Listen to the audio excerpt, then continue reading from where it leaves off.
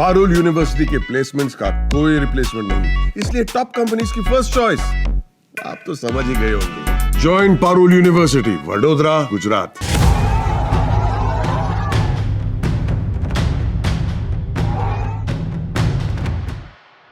आगजनी, आंसू गैस, तोड़फोड़ और सियासत की चिंगारियां, पश्चिम बंगाल फिर से जल उठा है। आखिर ऐसा क्या है इस वक्फ कानून में जो सड़कों पर उबाल ला रहा है?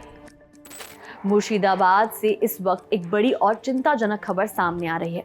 वक्फ कानून के खिलाफ प्रदर्शन के दौरान हालात बेकाबू हो गए हैं। जंगीपुर इलाके में लोगों ने कानून का विरोध करते हुए सड़क जाम करने की कोशिश की, लेकिन जब पुलिस ने रोका तो मामला इतना बिगड़ा कि देखते ही देखते हिंसा भड़क उठी।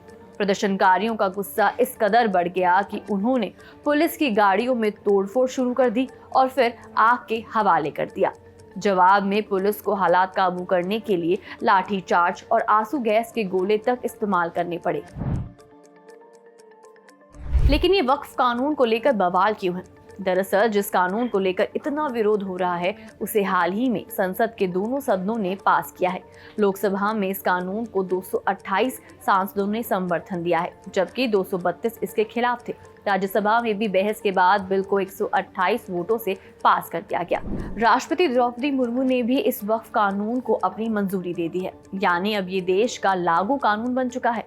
लेकिन इसका विरोध थमने का नाम नहीं ले रहा, खासकर पश्चिम बंगाल में। अब इस मुद्दे पर राजनीति भी तेज हो गई है। बीजेपी के नेता अमित मालवीय ने ममता सरकार पर सीधा हमला बोला है। उन्होंने एक्स यानी कि ट्विटर पर लिखा, पश्चिम बंगाल फिर से आग की लपटों में है। सांप्रदायिक हिंसा भड़क उठी है। इस बार मुर्शिदाबाद में मुस्लिम भीड़ वक्फ अधिनियम के विरोध में सड़कों पर उतर आई है। ममता बनर्जी ने बंगाल के विशाल क्षेत्रों पर नियंत्रण खो दिया है, जो अप्राकृतिक जनसांख्यिकीय बदलाव और अवैध घुसपैठ के कारण राज्य प्रशासन के लिए दुर्गम हो गए हैं। अब वो केवल उनके वोटों की उम्मीद में गिड़गिड़ाने के अलावा कुछ नहीं कर सकती। उन्हें 2026 में जाना ही होगा। मालवीय ने अपने एक्स पोस्ट में आगे लिखा, पश्चिम बंगाल पुलिस मुर्शिदाबाद की सड़कों पर उत्पात मचा रही हिंसक इस्लामी भीड़ पर लगाम लगाने के लिए संघर्ष कर रही है।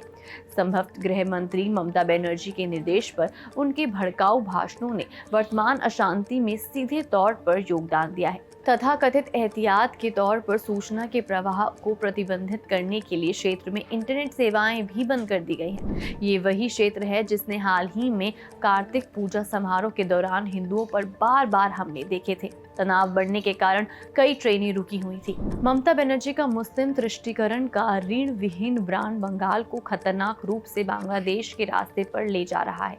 वहीं विपक्ष का कहना है कि केंद्र सरकार जबरन कानून थोप रही है और जनता की आवाज को दबाया जा रहा है। प्रदर्शनकारियों की मांग है कि इस कानून को वापस लिया जाए, क्योंकि ये समुदाय विशेष के खिलाफ है। फिलहाल मुर्शिदाबाद और आसपास के इलाकों में भारी पुलिस बल तैनात कर दिया गया है। हालात तनावपूर्ण हैं, लेकिन प्रशासन दावा कर रहा है कि स्थिति को काबू में लाया जा रहा है।